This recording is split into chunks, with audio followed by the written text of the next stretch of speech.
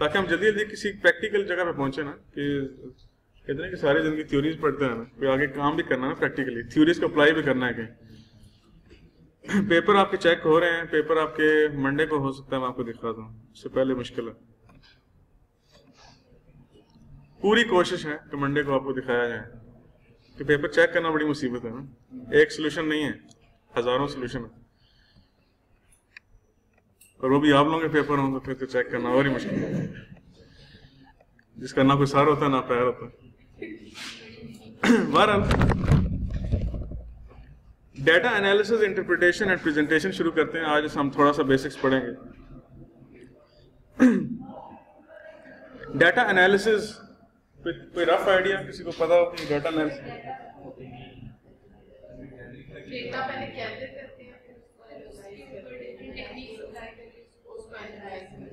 जी, analysis की जो techniques हैं, आज हम मैथमेटिकल टेक्निक्स पढ़ेंगे कि एनालिसिस की टेक्निक्स क्या हैं, ठीक है, जिसमें से सबसे जो बुनियादी टूल यूज़ किया जाता है ज़्यादातर रिसर्च में और एकेडमिक्स के अंदर 100% इधर, वो क्या है, एक्सेल। कभी आपने एक्सेल्स के अंदर डिफरेंट तरह के ग्राफ्स बनाए हो? सिर्फ एक बंदे का सारी यूं हिला है, बाकी किसी का हिल नहीं। क्यों बाकी नहीं करते काम? खैर,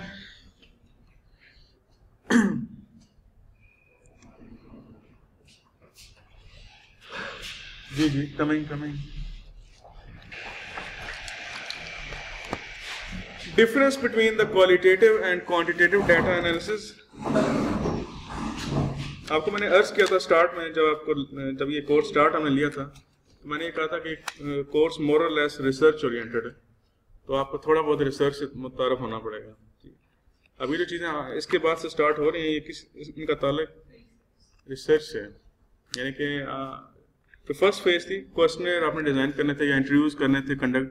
अब मेरा नहीं ख्याल आपने किए हैं, नहीं किए, बहरहाल आपने असाइनमेंट नंबर 2 में कुछ लिखा तो है।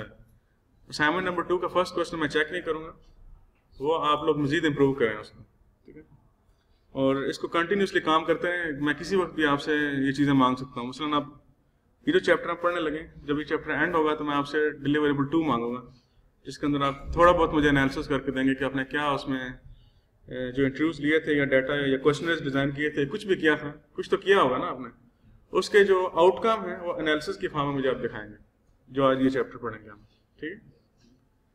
तो आंखें बंद करके मत रहें, अपने काम प्रोजेक्ट्स के साथ, जो भी चैप्टर पढ़ रहे हैं आप, जो भी चैप्टर पढ़ रहे हैं वो इंटरलिंक करें अपने प्रोजेक्ट के साथ। बल्कि मैं आपको आज ईमेल भी कर दूंगा कि आपने क्या कुछ मुझे देना। बारह इस चैप्टर की स्लाइड इतनी अच्छी नहीं है, इसलिए मैं ज़्यादातर चैप्टर खोल के आपको पढ़ाऊंगा। बहुत ही बेसिक स्लाइड बनाई है आथर ने। बहरहाल ये होता है कि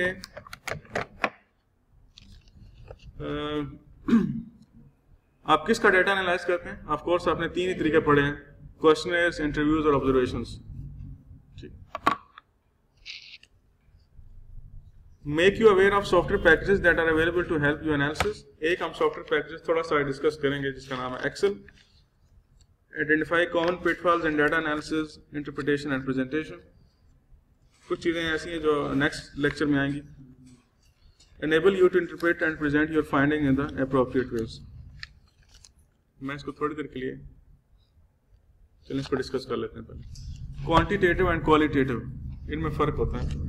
क्वांटिटेटिवली ऐसी चीज़ को कहते हैं जिसको हम नंबर्स के अंदर डिस्क्राइब कर सकें, ठीक है। जैसे मैं कहूँ कि आज टेम्परेचर 20 है, तो ये क्या है, क्वांटिटेटिवली। और एक मैं कहूँ कि आज टेम्परेचर बेहतर है, अच्छा है, तो क्वालिटेटिवली होगा।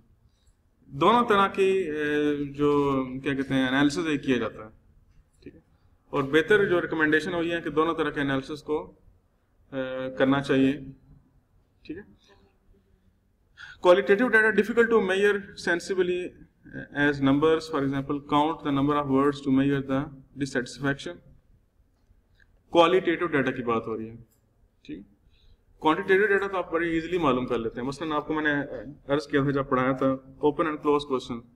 जो ओपन क्वेश्चन होते हैं उनके लिए आप ज़्यादातर क्वालिटेटिव एनालिसिस करते हैं। मसलन आपके ख्याल से आप ड्राइविंग करते हुए कंफर्ट फील क्यों नहीं करते? अब इसका जो आंसर आएगा वो लंबा चौड़ा आंसर होगा, इट विल बी लॉन्ग, और उसको एनालाइज करने के लिए आपको क्वालिटेटिवली कुछ पैटर्न्स और कुछ चीज़ें उसमें से निकालनी पड़ेंगी कि क्या वो ट्रैफिक से घबराता है या उसके पीछे कोई और फोबिया है जो उसको लाहक है, ठीक है। जबकि क्वांटिटेटिव एनालिसिस जो होता है ये ऐसे क्वेश्चंस पे किए जाते हैं जो क्लोज होते हैं। मसलन आपकी एज कितनी है, सीधा सीधा आंसर है, ठीक है। या आप क्या कहते हैं किस टेम्परेचर पे आप कंफर्टेबल फील करते हैं, आप कहेंगे 25 डिग्री सेंटीग्रेड। तो ये क्या क्वांटिटेटिव एनालिसिस करना निस्बतन आसान होता है क्योंकि इसमें आपको एग्जैक्ट आंसर्स मिल जाते हैं। एक बेहतर रिसर्च वो होती है जिसमें क्वालिटेटिव और क्वांटिटेटिव दोनों एस्पेक्ट्स हों, ठीक है।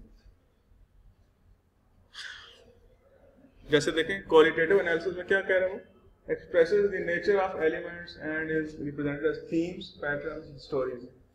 बस अभी हम आगे डिस्कस करते हैं। हाँ ये देखें नंबर्स और डेटा पे बहुत केयरफुल होना पड़ता है। मेरे ख्याल है इसको जरा थोड़ी देर के लिए बंद कर दूं तो बेहतर है। आपका जो चैप्टर 8 है वो खोल लिया मैंने, ठीक है। इसमें ज़्यादा बेहतर तरीके से डिस्क्रिप्शन है। एनालिसिस तो हमने देख लिया, क्वालिटेटिव एंड क्वांटिटेटिव एनालिसिस के बारे में डिस्कशन की। अच्छा, एक चीज़ होती है जिसको हम कहते हैं, जब भी हम क्वालिटेटिव एनालिसिस करते हैं तो आपने क्वांटिटेटिव एनालिसिस की पहले बात करते हैं। बल्कि क्वालिटेटिव और क्वांटिटेटिव एनालिसिस से भी पहले एक होती है चीज़ जिसे हम कहना चाहिए, जिसे कहते हैं फिल्टरिंग या क्लीनिंग ऑफ डाटा। आपको जो इंटरव्यूज़ के अंदर या ऑब्जर्वेशन के अंदर डाटा मिलेगा वो बहुत ज़्यादा रफ होगा या कह लें कि रॉ इन्फॉर्मेशन होगी, उसको क्लीन अप करना बहुत ज़रूरी होता है, ठीक है। मैं आपको एक टेबल दिखाता हूँ जिसके अंदर हम डिस्कस करते हैं कि क्या चैलेंजेस होते हैं और क्या चीज़ें करनी चाहिए। इंटरव्यूज़, इसमें रॉ डाटा क्या होता है, आपकी ऑडियो रिकॉर्डिंग्स होंगी अगर आपने की हैं, तो इंटरव्यू नोट्स होंगे या यकीनन आपने लिए होंगे जिन लोगों ने इंटरव्यूज कंडक्ट किया जी, और वीडियो रिकॉर्डिंग्स होंगी, ठीक है। ये रॉ डाटा है। क्वालिटेटिव डाटा के एग्जांपल्स क्या हैं, रिस्पॉन्सेज टू ओपन क्वेश्चंस, ये मैं बता चुका हूँ, वीडियो पिक्चर्स, ठीक है, रिस्पोंडेंट्स ओपिनियंस। मसलन आपके आप यानी कि एक बंदा जो है आपके क्वेश्चन को के बारे में क्या ओपिनियन रखता है, वो ओपिनियन आप कैप्चर कर रहे हैं, ये बेसिकली क्वालिटेटिव है, ये डिस्क्राइब किया जाएगा। क्वालिटेटिव ज़्यादातर डिस्क्रिप्शन होती है। वीडियो पिक्चर्स, स्पेसिफिक पोर्शन के ऊपर आपने पिक्चर्स कैप्चर कर ली, ये भी एक क्वालिटेटिव इन्फॉर्मेशन आपके पास आ गई। क्वांटिटेटिव डाटा इसमें क्या हो सकता है, मसलन आप रिस्पोंडेंट्स की एज, उसका job role, years of experience count कर रहे हैं, तो ऑफ कोर्स ये क्वांटिटेटिव इन्फॉर्मेशन है। रिस्पॉन्सिव टू क्लोज क्वेश्चंस, ठीक, क्लोज क्वेश्चन ऐसे थे जिसका आंसर या तो एक ही आंसर होता है जिसका। इनिशियल प्रोसेसिंग स्टेप्स क्या हैं, transcription of recordings, expansion of notes. Transcription of recording मतलब उसमें अगर आपने ऑडियो रिकॉर्डिंग कर रखी है, इस ऑडियो रिकॉर्डिंग को आप टेक्सचुअल इन्फॉर्मेशन में कन्वर्ट करेंगे, इसे ट्रांसक्रिप्शन कह रहा हो। इसको बेहतरीन तरीके से लिखेंगे, समराइज करेंगे, इसको कहते हैं transcription of recording. Expansion of notes, मतलब इंटरव्यू नोट्स जो आपने चूंकि खुद इंटरव्यू कंडक्ट किया है तो आप जानते हैं कि उस वक्त फलाने पोजीशन के ऊपर या फलाने जगह के ऊपर जो आपका इंटरव्यू है उसने जो बात की है उसका क्या मतलब था, उस वक्त आपने खाली आपने पॉइंटर लिख लिया, लेकिन उसको एक्सप्लेन आप बाद में करेंगे जब उसको फिल्टरिंग करेंगे या प्रोसेसिंग करेंगे उसकी। समझ गए या नहीं समझे? आगे चलें। दूसरी टेक्निक क्या पड़ी, क्वेश्चनर्स। ये तो बड़ा सिंपल सा होता है जिसमें रिटन रिस्पॉन्सेज आपको मिल जाते हैं, या ऑनलाइन डेटाबेस आप ले लेते हैं। कभी आपने अगर गूगल फॉर्म बनाए ऑनलाइन तो आपको इसका पता होगा। रिस्पॉन्सेज टू ओपन क्वेश्चन, इसमें ओपन क्वेश्चन भी हो सकते हैं, ठीक है। Responses in further comments field, ठीक है, और रिस्पॉन्डेंट्स ओपिनियन। कमेंट्स फील्ड भी दी जाती है, मसलन आप प्लीज डिस्क्राइब कि आप इसके बारे में क्या राय रखते हैं, सब कमेंट्स ले सकते हैं, ठीक है। मसलन आप बताएं कि आपने ये सिस्टम यूज किया, इसके बारे में आपको कैसा लगा, वगैरह वगैरह। अगेन वही चीजें आएंगी इसमें। क्लीन अप डाटा, ठीक है। क्वेश्चन के अंदर आपको भी थोड़ी सी छांटबीन करनी पड़ती है, ये नहीं कि क्वेश्चन में आपको ऐसा ही डाटा मिल जाएगा। मसलन ये चीज़ें हो सकता है आपको बाद दफ़ा रिक्वायर्ड ना हो या हो, इट डिपेंड्स।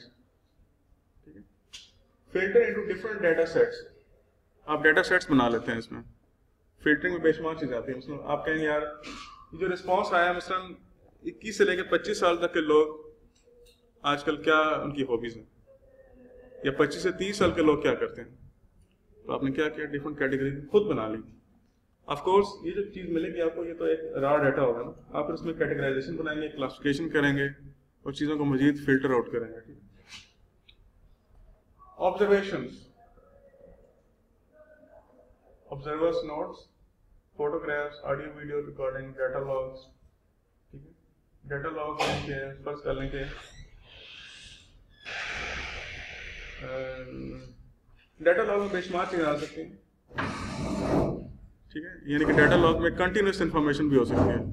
मतलब मैंने आपको एक चीज़ बताई थी कि इंटरनेट ऑफ थिंग्स के अंदर एक टेक्नोलॉजी जिसे कहते हैं लाइफ लॉगिंग, कि अब आपकी ज़िंदगी पूरी रिकॉर्ड होगी, लाइफ पूरी रिकॉर्ड करने के लिए कि आप किस वक्त क्या करते हैं, पूरी आप जब चाहें जिस वक्त चाहें। उसमें पिछले साल सितंबर में आप 2 तारीख को क्या कर रहे थे, you can go back and see by using different pictures along with descriptions and something. This is very interesting. Think aloud के अंदर ऑफ कोर्स आपको किसी तरीके से ऑडियो रिकॉर्डिंग होगी। क्वालिटेटिव डाटा क्या इसमें आ सकता है, रिकॉर्ड्स ऑफ बिहेवियर, एक बंदा एक स्पेसिफिक टाइम पे क्या करता है, उसका क्या बिहेवियर होता है, उसको आप डिस्क्राइब करेंगे। ठीक है, मसलन दोपहर को 5 बजे शाम को 5 बजे वो क्या करता है, उसकी क्या हैबिट्स हैं। Description of a task and it is undertaken, कोई काम करते हुए वो क्या करता है, क्या स्टेप्स फॉलो करता है।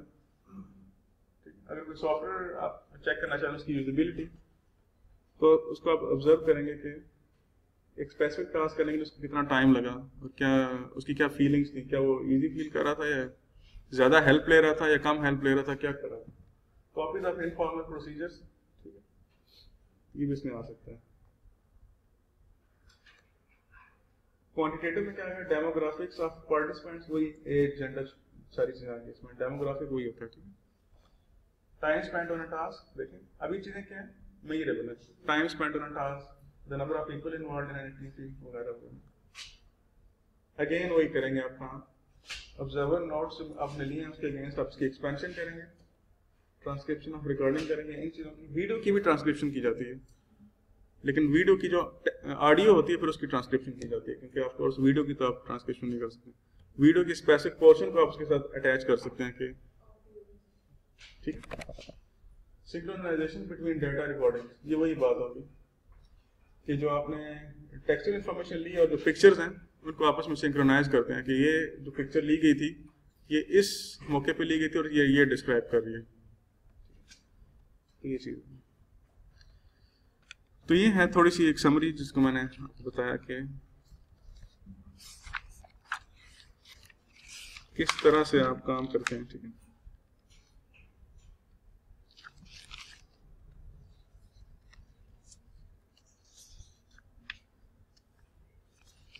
यहाँ तक कोई क्वेश्चन हो तो पूछ लो, आगे चलें।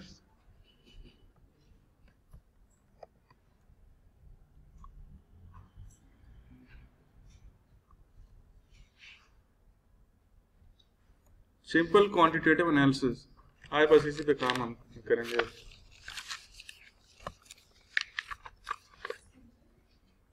क्वांटिटेटिव एनालिसिस, ठीक है। Explaining statistical analysis requires a whole book in its own, यानी कि बड़ा लंबा काम है। We will not try to explain statistics in any detail, although some basic statistical terms and use of statistics are discussed further in chapter 14. ज़्यादा हमारा जिंदगी आसान होगी। Here we introduce some simple quantitative analysis techniques you can use effectively in interaction design context. आज मैं जरा different तरीके से पढ़ा रहा हूँ, पढ़ के, ठीक है, जरा इसको जरा बड़ा कर लेते हैं। नजर आ रहा है सबको? मेरा पॉइंटर देखते रहिएगा तो आपको फिर मसला नहीं होगा। अब मैं ये पढ़ रहा हूँ। The techniques explored here are averages and percentages. आपको ऑलरेडी पता है, आगे चीज़ है, यानी आपको ऑलरेडी पता है। Percentages are useful for standardising the data. Standardising मतलब कि आपको पता लग जाता है 29% स्टूडेंट जो हैं वो वीक हैं, क्यों वीक हैं। Particularly if you want to compare two or more large sets of responses, वही बात है कि 29% जो हैं वो वीक हैं, 31% जो हैं वो अच्छे हैं, प्लाने जो हैं वो नॉर्मल हैं, वगैरह वगैरह। Averages and percentages are fairly well known numerical measures, जाहिर सी बात है। However, there are three different types of averages and which one you use change the meaning of your results. मसलन मैं आपको मीन, मीडियन और मोड का बताता हूँ, इसके बारे में है इंफॉर्मेशन। स्टैटिस्टिक्स पढ़ी हुई आप लोगों ने? फिर तो आपको मुझसे ज़्यादा पता होगा क्योंकि मैंने नहीं पढ़ी हुई। मीन क्या होता है? एवरेज होता है। मीडियन क्या होता है? इसका मीडियन क्या है? ये जो नंबर्स आ रहे हैं 2, 3, 4, 6, 6, 7, 7, 7, 8, कितने नंबर्स हैं ये? 9 जी 9 नंबर है। 1, 2, 3, ठीक है 9 है। 4 और 4 एक तरफ कर दें 4, लेकिन इसमें एक और काम करना पड़ता है आप लोगों को। नहीं, इसमें एक काम तो ये करना पड़ता है, पहले ऑर्डर्ड फॉर्म में लिखना पड़ता है। हाँ, अगर ऑलरेडी ऑर्डर्ड हो फिर तो मसला हल हो गया, लेकिन ये ऑर्डर करना पड़ता है। फर्ज कर लें अगर इसमें मैं एक डाल दूं 7 मजीद, फिर क्या होगा इसका मीडियन, मीडियन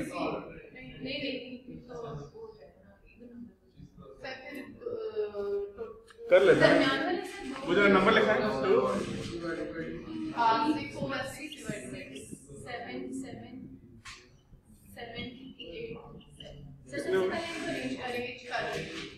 अरेंज करेंगे तो ये किधर चला जाएगा? 7 इधर आ जाएगा। अब 6 + 6 डिवाइडेड बाय 6 + 7 ये देखिए 1 2 3 ये टोटल है कितना? 6 + 7 डिवाइडेड बाय तो 5, यानी कि हम 5 और 6 4 और 4 एक तरफ आ जाएंगे। ये एक तरफ हो जाएंगे, वो 4 एक और ये और 6 + 7 ये 2 बच गए। अब ये मीडियन है, लेकिन मीडियन इनका भी मिडल निकाला है। तो कैसे करेंगे? 6 + 7 डिवाइडेड बाय 2 क्या बना? 6.5 6 ही हो ना? 6.5 उधर है तो 7 6.5 भी रहने देते हैं ना, क्या है? ठीक हो गया। मॉड क्या होता है? जो ज़्यादातर नंबर्स रिपीट होते हैं, मोस्ट फ्रीक्वेंटली जो आते हैं काम। चलें, ये तो आपको पता है already. Good.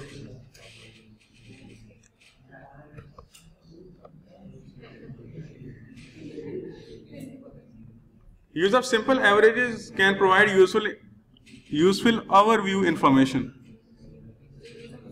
But they need to be use with caution. जैसे कि कॉशन का मतलब क्या है, इसको देख लेते हैं।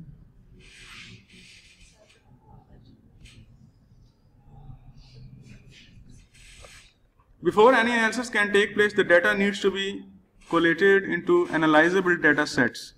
ठीक है, अब इसको देख लेते हैं। Quantitative data can usually be translated into rows and columns, where one row equals one record, respondent or interview. इसकी एक एग्जाम्पल देख लेते हैं यहाँ से।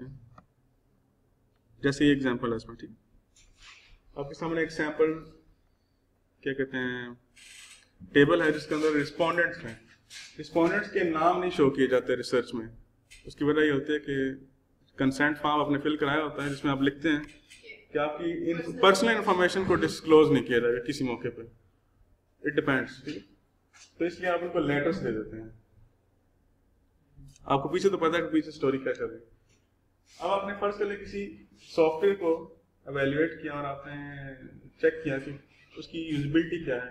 आपने कहा इजी टू यूज है, tedious to use है, neither है। इस रेस्पोंडेंट ने कहा easy to use है, इसने कहा शायद 1 का इसने वगैरह वगैरह, ठीक है। अब जब ये सारे रिस्पॉन्सेज आ जाएंगे तो आपने इन सबको काउंट किया, ठीक है, इनका काउंट आ गया, इनका काउंट आ गया, इनका काउंट आ गया। अब ये सिर्फ एक एग्जांपल के तौर पर आपको समझाया जा रहा है ना यहाँ पे, तो केस के दरमियान और भी रिस्पॉन्डेंट्स होंगे, समझिए बात। तो टोटल रिस्पॉन्डेंट फर्स्ट कर लें कि जितने भी हैं उन्होंने जिन ने रिस्पॉन्स दिया है सिर्फ उनका काउंट यहाँ पे आएगा, समझ के बाद। इस तरह से ये 5 हैं, गोया कि अब क्या इस इंफॉर्मेशन को पता लग रही है टोटल कितने हैं, टोटल कितनों ने रिस्पॉन्स दिया? नहीं 19 और 7 कितने होते हैं? 26। तो 14 जो है वो 26 में से 14 लोग क्या कहते हैं? इजी टू यूज है। तो देखें कितनी जबरदस्त तरीके की इंफॉर्मेशन मिल रही है। गोया के 54% कहते हैं। और देखें यहाँ पे क्या लिखा है, 5 out of 26, 19% think they are tedious to use and 7 out of 26 यानी कि 27% think they are neither easy to use nor tedious। ये आप जैसी कोई कौम है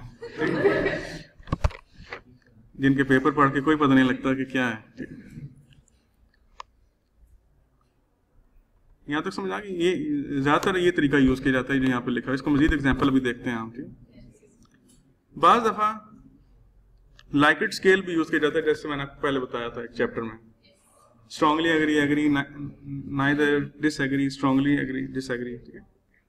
लेकिन ये जो यहाँ पे लिखा हुआ है इसके लिए सिर्फ आप एक क्वेश्चन ही पूछ सकते हैं। जैसे देखिए, in your opinion are e readers easy to use? ये कोई भी सॉफ्टवेयर है, e readers easy to use है, इसमें से रिस्पोंडेंट एक आंसर चूज करेगा। मिसल फर्ज कर लें ये आपने टेबल जनरेट किया है जिसमें डिफरेंट रिस्पॉन्ड। आप बातचीत क्यों कर रहे हैं? क्या मसला क्या है आपके साथ? हाँ, जिस जिसने रिस्पॉन्ड किया उस जगह 1 लिख देते हैं, हर एक ये तरीका कार होता है। आप गूगल फॉर्म ऐसे बना सकते हैं जबरदस्त तरीके से जो सारा काम आपको ऑटोमेटिकली करके दे सकते हैं गूगल फॉर्म। लेकिन एक्सेल शीट के अंदर भी ये काम आप कर सकते हैं इजीली, अगर आपको थोड़ी सी कैलकुलेशन करना आती है। ठीक है जी।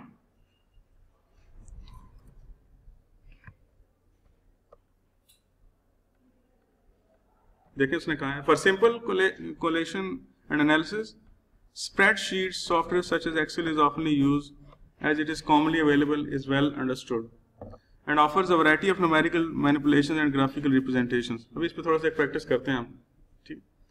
Initial analysis might involve find out averages and identifying any outliers। आपने पढ़ी होगी ये term, statistic, value that are significantly different from others। Producing a graphical representation of the data helps to give an overview of data and any patterns it contains। 8.2 देखें जरा।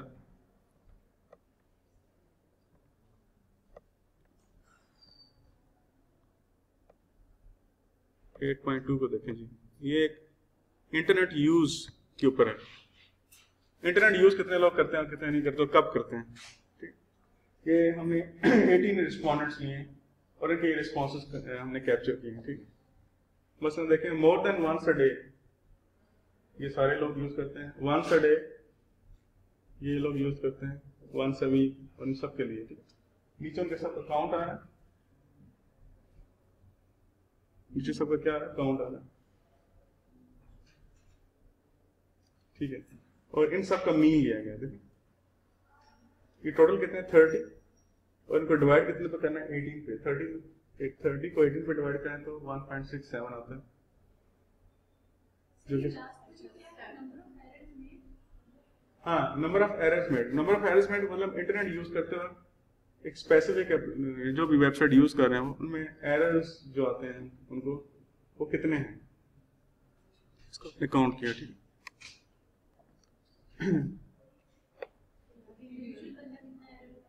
जी एक बंदा error कितने generate करें, एरर्स की बात होगी। इन errors को काउंट किया गया है, 30 बने, और फिर जी जितने रिस्पोंडेंट थे उनका, तो गोया कि देखा जाए तो 1.5 एरर जो है हर बंदा कर रहा है ऑन एवरेज। फिर ये देखा जाता है कि किस जगह मसला है और क्यों है, इससे आपको हेल्प मिलता है, ठीक है। एक ये तरीका है। दूसरा तरीका ये होता है कि आप ग्राफिकल तरीके से भी रिप्रेजेंट कर सकते हैं। नंबर ऑफ एरर्स मेड आप यहाँ लिखते हैं, number of errors made, number of respondents. अब यहाँ पे बिल्कुल आपको क्लियरली पता लग रहा है कि सबसे ज्यादा एरर्स कौन किससे हुए? जी 1 से हुए। पाई चार्ट एक और ये भी एक बड़ा जबरदस्त तरीका है कि जिससे आप ये देखते हैं कि आपको पता लग जाता है कि एफर्ट्स यानी कि कहाँ पे मसला ज्यादा और कहाँ पे कम। मसला internet use once a day, इसको जरा देख लेते हैं, इस पर डिस्क्रिप्शन क्या चीज बताई जा रही है।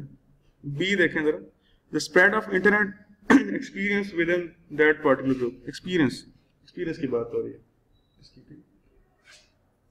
तो वंस अ डे वाले ज्यादा बड़ी अजीब बात है नहीं? कलर्स ठीक कह रहा हूँ मैं? ठीक है, गुड, ठीक है जी।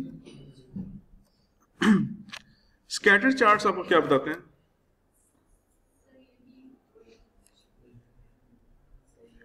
नंबर ऑफ एरर्स, ये आउटलायर्स आपको बताते हैं। ये एक नॉर्मल डिस्ट्रीब्यूशन है जो चल रही है, ठीक है, और ये एबनॉर्मल है। इसको फिर आप इन्वेस्टिगेट करते हैं फर्दर कि जो भी रिस्पोंडेंट था, व्हाटएवर द 18 रिस्पोंडेंट जो भी था, उससे ज्यादा एरर्स क्यों हो रहे हैं, उसको बुला के उससे मजीद इन्वेस्टिगेशन करते हैं, तो आपको चीजें पता लगती हैं। ठीक है, यहाँ तक क्लियर है सारे? हम यूं करते हैं कि एक छोटी सी केस स्टडी कर लेते हैं, बल्कि इसी को करते हैं थोड़ा सा।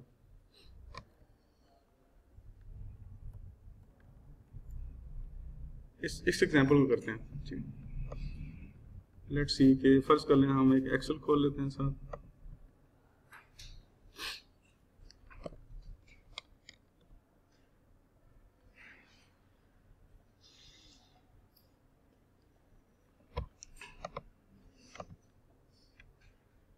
जी, हम एक छोटा सा टेबल बना लेते हैं। एक्सेल तो यूज करना आता है आपको? यूज करते भी हैं असाइनमेंट्स वगैरह में। फर्स्ट कर लें, यहाँ पे हम लिखते हैं रिस्पोंडेंट्स।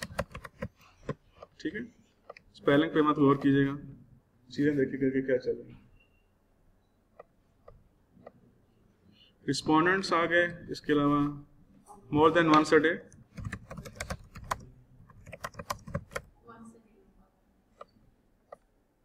ठीक है,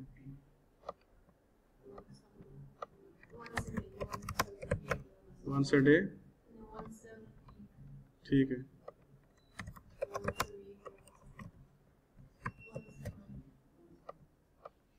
एक और ले लेते हैं बस काफी। और यहाँ पे हम ले लेते हैं एरर्स, नंबर ऑफ एरर्स। ठीक है, इन दोनों को खत्म कर देते हैं। ये छोटा सा टेबल बन गया। अब इसमें हम रिस्पोंडेंट्स लिखते हैं। हम फर्ज कर लेते हैं कि A C D E F G, sorry C D E F G H, खत्म हो गए। जरा सेंट्रलाइज कर लेते हैं इनको। ये हो गया हमारे रिस्पोंडेंट्स। ठीक है, अब फर्ज कर लेते हैं हम डमी से कुछ भी डाल लेते हैं। मतलब फर्ज कर लें कि वंस अ डे ये यूज करता है, ये जो है ये वंस अ वीक यूज करता है, सी जो है ये वंस अ मंथ यूज करता है,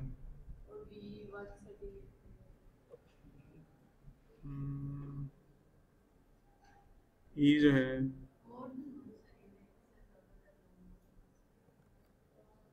बस कुछ भी नहीं, इसमें आपको मैं सिर्फ समझाना, कुछ और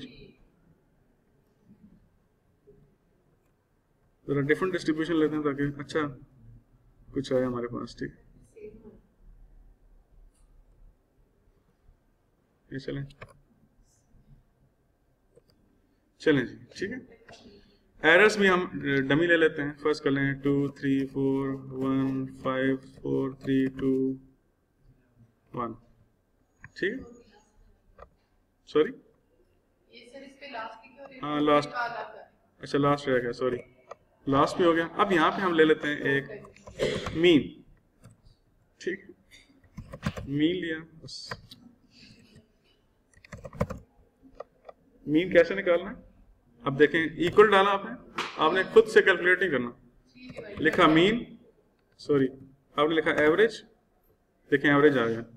अब इस पूरी चीज को सिलेक्ट करें और एंटर कर दें बस। ये क्या निकला है? इसको भी थोड़ा सा यूं कर लेते हैं ताकि, ठीक है जी। आप इसको डबल क्लिक करेंगे तो ये फार्मूला बताता है पूरा किसने किन किन एरियाज को, किन किन सेल्स को कवर किया। देखिए यहाँ से लेके यहाँ तक इन सारे का खुद से इसने एवरेज ले लिया, कोई आपको खुद से कैलकुलेट करने की जरूरत नहीं। तो एक्सेल एक बड़ा जबरदस्त टूल है। एक बात तो ये खत्म होगी यहाँ तक, आपने उसमें नहीं किया SPSS किया कहाँ? अच्छा, और क्या करना चाहिए हमें? फर्ज कर लें कि हम ये वाला टेबल बनाना चाहते हैं, वापस आते हैं इस पे, ये ग्राफ बनाना चाहते हैं, ठीक है। इसमें क्या चीजें आ रही हैं? नंबर ऑफ एरर्स मेड और सिर्फ यूजर्स आ रहे हैं। Then we will go back, इसको सिलेक्ट करना पड़ेगा, ठीक है। And then we need to select this, insert में जाना पड़ेगा। जब इंसर्ट में जाएंगे तो आपको डिफरेंट तरह के ये नजर आ रहे हैं। इसमें से आप क्या सिलेक्ट करना चाहते हैं?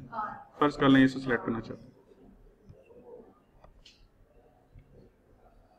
देखें ABCD के साथ और साथ नंबर ऑफ एरर्स भी आ रहे हैं। आप चाहें तो इसमें से डिफरेंट पैटर्न सेलेक्ट कर सकते हैं। एक्सेल एक बड़ी जबरदस्त चीज है, पूरा एक, बल्कि मैंने अपना थीसिस के अंदर इसके अंदर थीसिस मैंने अपना एग्जीक्यूट किया था एक्सेल के अंदर। इसमें पीछे विजुअल बेसिक की सपोर्ट है पूरी, आप पूरे प्रोग्राम्स लिख सकते हैं, उन पूरे प्रोग्राम्स के ऊपर आप एनालिसिस कर सकते हैं प्रोग्रामिंग के जरिए भी। बल्कि आजकल तो खैर पाइथन और जावा और इन चीज़ों के अंदर भी आप पूरा एक्सेल उठा के पढ़ के इनको उसका एनालिसिस कर सकते हैं। खैर आपको इतनी ज़रा पेनफुल चीज़ें नहीं पढ़ानी, फिलहाल बेसिक चीज़ें इतने काम कर लें तो ये बहुत आप। तो अब आपने करना क्या है नेक्स्ट, कि नेक्स्ट वीक में आपने मुझे कोई इस तरह की चीज़ें दिखानी है कि आपने क्या किया, डमी ना हो। हाँ जी, प्रोजेक्ट से रिलेटेड ये बार चार्ट है जो आपको सामने नजर आ रहा है। इस बार चार्ट को के अंदर आप मजीद भी इसके अंदर रंग भर सकते हैं। फर्ज कर लें इस तरफ आपको एक नजर आ रहा होगा प्लस का साइन, इस प्लस के साइन पे जब आप क्लिक करेंगे तो आपको डिफरेंट इंफॉर्मेशन ये देता है, जैसे लेजेंड्स, ये लेजेंड्स आ गए देखें। इस तरफ सीरीज 1 है, बस मैं आपको दोबारा दिखाता हूँ जरा। बस फर्स्ट क्लास आपने ये भी लिखना है साथ, number of errors made and users. तो आप क्या करेंगे, लेजेंड्स लिखा, फर्स्ट कर लें हम यहाँ पे जाते हैं और इसको मजीद ज़रा इम्प्रूव करते हैं। सिलेक्ट डेटा, इसमें एक मजीद ऐड कर लेते हैं, ठीक है। और इसको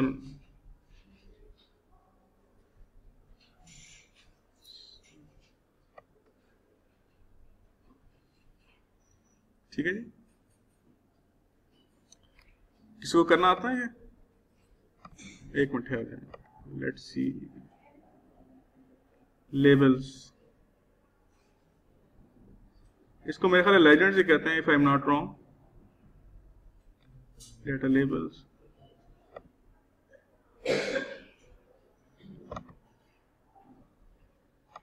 खैर इसको तो नाम देते हैं हम, क्या नाम दें इसको? इसको नाम देते हैं नंबर ऑफ एरर्स।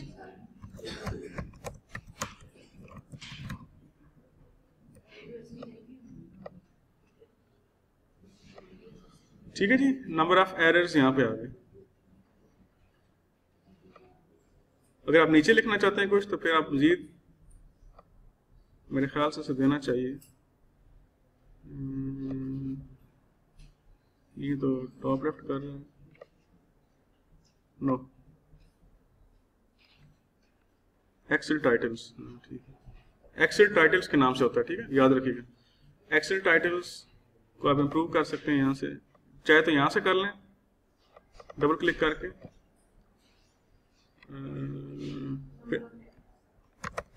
इसको फिर आप रिमूव कर लें, ठीक है। और यूजर्स इसकी फिर जरूरत नहीं है, ठीक है, इसको आप डिलीट कर दें, ठीक है। तो एक सिंपल सा आपने बार चार्ट बना लिया। अभी देखें इस चीज़ से ये ज़्यादा बेहतर समझ आ रहा है क्योंकि ये विजुअल है। HCI के विजुअल इंफॉर्मेशन ज़्यादा रीडेबल है एज कम्पेयर टू नंबर्स।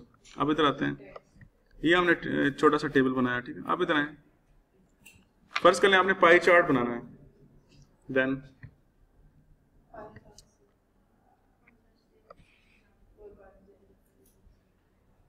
इसको हम कर लेते हैं नीचे, बल्कि इसको डिलीट कर देते हैं थोड़ी देर के लिए। पाई चार्ट किसका बनाना है पहले तो ये पता लगना चाहिए आपको, ठीक है। एक मिनट, ये लोग देखें चीजें आ रही हैं, कितने रिस्पोंडेंट ने क्या कहा, और इसके लिए आपको सबसे पहले यहाँ पे लगाना पड़ेगा एक सम का फार्मूला, सम, एंड इस सारे को सिलेक्ट कर लें यहाँ तक, सॉरी सही कह रहे हैं, इसकी है, ठीक है। तो यहाँ पे हम ले लेते हैं सम कर लेते हैं या टोटल कर लेते हैं, और यहाँ पे दोबारा से इसको फिर हटाना पड़ेगा यहाँ से, मीन को कहीं और, फर्स्ट कर लें ये मीन आखिरी, ठीक है। इसको यूं कर लेते हैं बोल्ड,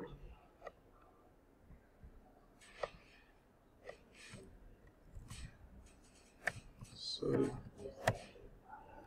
सम,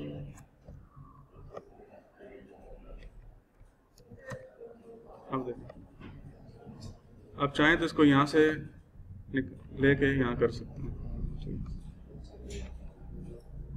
अब ये जो चीजें हैं इसके ऊपर आप क्या करना चाहते हैं, पाई चार्ट बनाएंगे ना। मसलन more than once a day कितने लोगों ने कहा है, 3 लोगों ने। वंस अ डे 2 लोगों ने कहा है, वंस अ वीक 2 लोगों ने कहा है, वंस अ मंथ 3 लोगों ने, ठीक। अब चलें, अब क्या करेंगे, no you will go to the, इस पूरी रो को और इसको सिलेक्ट करेंगे आप, दोनों को सिलेक्ट करने के बाद इंसर्ट में जाएंगे और फिर यहाँ पे पाई चार्ट सिलेक्ट कर लेंगे। इट्स अ मैजिक, ठीक। More than once a day, once a day, once a week, once, सारा कुछ आ गया सामने आपको। इसमें बेशुमार ऑप्शन आपके पास। 30% लोग वंस अ मंथ यूज करते हैं और 30% लोग more than once a day use करते हैं, दोनों यानी 30-30 हैं। थोड़ा सा आपकी बात ठीक थी कि डाटा थोड़ा सा वो हो गया, बैलेंस हो गया, ठीक। 20% लोग वंस अ डे यूज करते हैं, 20% लोग वंस अ वीक यूज करते हैं।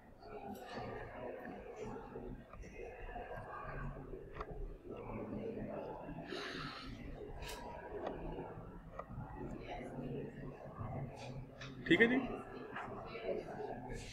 सॉरी, SPSS बहुत एडवांस सॉफ्टवेयर है, ये रिसर्चर यूज करते हैं डाटा को, बहुत सारा डाटा जब आ जाता है उनको फिर उसके ऊपर एनालिसिस करते हैं, जिसके अंदर मॉन्टी कार्लो सिमुलेशन और पता नहीं क्या कुछ लगाते हैं, लेकिन वो आपकी अभी इतनी ज़रूरत नहीं है, ठीक। स्कैटर ग्राफ भी बना सकते हैं आप, स्कैटर ग्राफ से आपको ये इन्फॉर्मेशन मिलेगी। बस इधर आएँ, दोबारा से एक्सेल पे चलते हैं। फर्स्ट कल हमने स्कैटर ग्राफ बनाना है, इसका नंबर ऑफ एरर्स का बड़ी इजीली आप बना सकते हैं। अगेन वही रूल यूज़ करेंगे आप, दोनों कॉलम को सिलेक्ट करें और इंसर्ट में जाके यहाँ पे स्कैटर ग्राफ आना चाहिए कहीं ना कहीं, ये आ गया जी स्कैटर ग्राफ, ठीक। स्कैटर ग्राफ क्या बताता है कि नॉर्मल डिस्ट्रीब्यूशन क्या हो चल रही है। मसलन ये नॉर्मल डिस्ट्रीब्यूशन थोड़ी सी वो है, थोड़ी सी ज़्यादा डिफरेंस है, ठीक है। और ये आपको आउटलायर्स भी बताती है। मसलन फर्ज कर लें इधर आप कर दें अगर 10 और फिर अपना वो देखें इधर क्या भाई, हाँ, अब ये जो चीज़ है देखें काफ़ी हट गई है। आपको पता लगेगा कि इस रिस्पोंडेंट ने जो आंसर दिया है, इस रिस्पोंडेंट से जाकर मजीद इन्वेस्टिगेशन करनी पड़ेगी, इसने क्या है, अंडरस्टैंड और नॉट। तो आपका जो नेक्स्ट डिलीवरेबल है वो ये है आज का छोटा सा लेक्चर। आपने अपने जो क्वेश्चंस हैं, पहले तो आपने अगली जो असाइनमेंट होगी वो यही है, अभी सुन लें इसको मैं डॉक्यूमेंट भी कर दूंगा। आपके क्वेश्चनर, अगर आपने क्वेश्चनर डिज़ाइन किया तो क्वेश्चनर होने चाहिए और उसके रिस्पॉन्सेज होने चाहिए। फिर उसके ऊपर आप थोड़ी सी एनालिसिस करके इस तरह के टेबल्स और पाई चार्ट्स और ये चीज़ें बनाएंगे। बल्कि आप तीनों चीज़ें बना लें अगर आप बनती हैं, डिपेंड्स कि आपकी रिक्वायरमेंट्स क्या है प्रोजेक्ट की। बार चार्ट से शो कर लें कुछ चीज़ें, ट्रेंड्स, पाई चार्ट बना लें या मज़ीद देखें इसमें और क्या यूज़ कर सकते हैं आप, वो भी आप इस्तेमाल कर सकते हैं। ठीक है, ठीक है।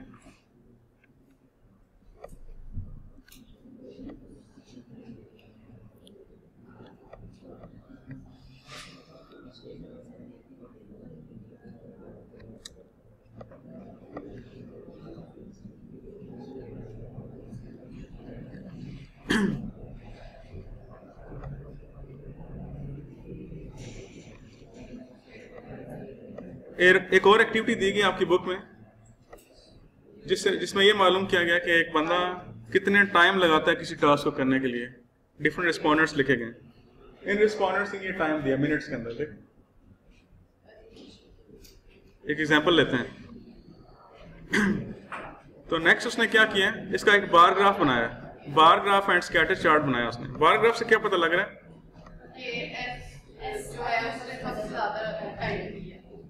एस ने सबसे ज्यादा टाइम लिया, देखते ही पता लग रहा है। देखें, और सेकंड पे ये, और सबसे कम टाइम जिन रिस्पोंडेंट लिए वो बी, डी, जी और ये चीजें हैं, और ओ। अब आपको करना क्या है, ये जब सारा डाटा मिल जाता है तो क्या करना है आपने जिनने सबसे कम टाइम लिया उनसे भी इन्वेस्टिगेट करना है, उनको ऑब्जर्व करना है, और जिन्होंने सबसे ज्यादा टाइम लिया उनसे भी इन्वेस्टिगेट करना है, और बाकी सारे नॉर्मल के अंदर आते हैं। अगेन यहाँ पे भी वही है कि बी, सी, डी और ये जो चीज़ें हैं जी, ओ, इन्होंने कम टाइम लिया है, और एस ने ज़्यादा क्यों टाइम लिया है, एन ने ज़्यादा क्यों टाइम लिया, इस पे इन्वेस्टिगेशन होगी। जी, एक और एग्जाम्पल है यहाँ पे, ये वही आपका आ गया स्केल, जिसके अंदर एक तरफ आपने लिखा है अनोइंग, प्लीजिंग, ये सारे क्या एडजेक्टिव हैं जो आपने चूज किए हैं। इन्वेस्टिगेशन नॉर्मल में होगी, एब्नॉर्मल में होगी सिर्फ, या नॉर्मल में होगी? समझ नहीं सर, जो इन्वेस्टिगेशन होगी आप कह रहे हैं नॉर्मल जो होगा सिर्फ ज्यादा टाइम लिया उस पे होगी, तो जिन्होंने नहीं लिया उन पे भी होगी। हाँ, उन पे भी करेंगे आप। मजीद आप एनालिसिस तो करेंगे ना कि क्यों टाइम क्यों कम लगा और एक का टाइम क्यों ज़्यादा लग रहा है, डिफरेंस क्यों है इतना, क्या वो डिफरेंस एज की वजह से था। अब देखें, बड़ी खूबसूरत इन्फॉर्मेशन आपको मिल रही है।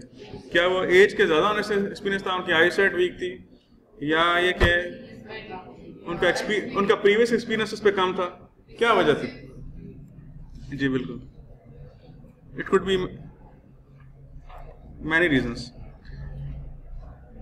इस तरह से आपने क्या किया, एक मोबाइल ऐप को चेक किया, दो मोबाइल ऐप हैं, उनके लिए आपने एनालिसिस किया। ठीक है, दो एप्लीकेशंस के ऊपर या दो मोबाइल फोन्स के ऊपर आपने एनालिसिस किया है और ये तरीका यूज किया है।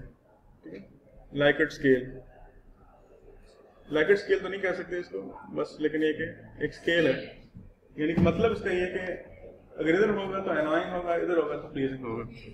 बड़ा इंटरेस्टिंग ये है। इसके रिजल्ट इस तरह से आप लेंगे 1 2 3 4 5। 1 मीन यहाँ पे है जो कि यानी कि अनोइंग की तरफ ज्यादा है, और 5 मीन प्लीजिंग की तरफ ज्यादा है। ये सारे एडजेक्टिव आपने लिख लिया। ये एडजेक्टिव क्या रिप्रेजेंट कर रहे हैं? किसी भी एप्लीकेशन की यूजिबिलिटी को रिप्रेजेंट कर रहे हैं। ठीक, आप देखें, इसे पढ़ें जरा। ये सारी बैड थिंग्स हैं, ये सारी गुड थिंग्स हैं। आपने जो भी पैरामीटर्स आपने ऑब्जर्व करने थे वो आपने लिख दिए लेफ्ट साइड पे, और जो अच्छे पैरामीटर्स थे वो आपने राइट साइड पे लिख दिए। फिर रिस्पॉन्डर्स को छोड़ दिया खुला कि वो क्या कहते हैं, इनको आपने नंबर्स दे दिए। The more the number, the more the usability the specific mobile phone और ऐप हैज। ठीक, इसका ही मतलब the less the number mean के ज्यादा उसमें खराबियां ज्यादा हैं। अब फर्स्ट रिस्पोंडेंट यानी कि 35 रिस्पोंडेंट ने कहा कि ये अनोइंग है, 20 ने कहा कि ये मतलब थोड़े कम अनोइंग है, 18 ने कहा कि बस दरमियाने हैं, और ये प्लीजिंग की तरफ जा रहे हैं। ये मोबाइल फ़ोन 1 का था और ये मोबाइल फ़ोन 2 का डाटा है। दो डाटा आपने डिफरेंट मोबाइल्स के लिए किए हैं, ठीक है। फर्ज कर लें दो मोबाइल्स को कंपेयर कर रहे हो तो ये तरीका यूज़ करना बड़ा अच्छा रहता है, ठीक। अब देखें ज़रा perception of modern mobile phone 1 और mobile phone 2, number of respondents. इससे क्या पता लग रहा है आपको? जो मोबाइल फ़ोन 1 है उसमें 35 रिस्पोंडेंट ने ये कहा जनाब के अनोइंग है अनोइंग है, ठीक। इसको थोड़ा सा मजीद इस्तेमाल कर लेते हैं ताकि नजर तो आए। अब कंपेयर कर लें, यहाँ से कंपेयर करना थोड़ा मुश्किल है, लेकिन इस बार चार्ट में देखें ना बहुत आसानी से कंपेयर कर सकते हैं कि फर्स्ट फोन जो है बिल्कुल भी वो नहीं है, यूजेबल नहीं है, इतना अनोइंग ज़्यादा है, जबकि दूसरा जो है बिल्कुल।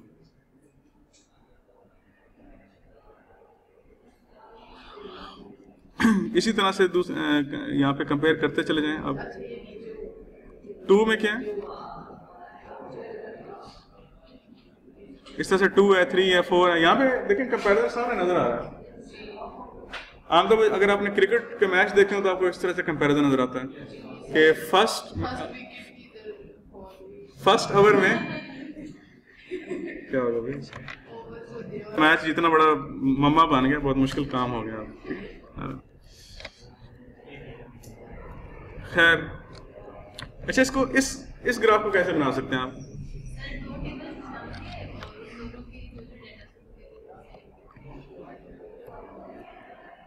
जी इस तरह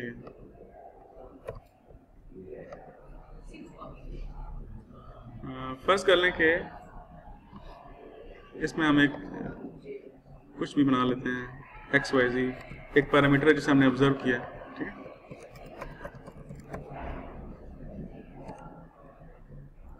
अब इन दोनों पे अगर बनाना हो तो क्या करें?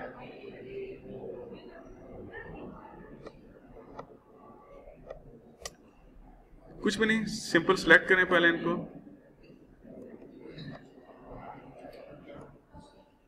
इंसर्ट में जाएं, इसे क्लिक कर दें, बस खुद ही बना देगा वो।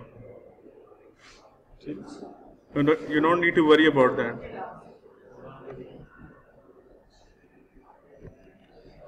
पहले दो बराबर हैं, यहाँ से तो बिल्कुल साफ नजर आ रहा है, ठीक है। देखें कंपैरिजन, डाटा को कंपैरिजन करने के लिए ऑफ कोर्स कंपैरिजन हमेशा दो सेम चीजों के दरमियान ही हो सकता है दो मुख्तलिफ चीजों के दरमियान तो कंपैरिजन नहीं होता। यहाँ तक क्लियर है सब?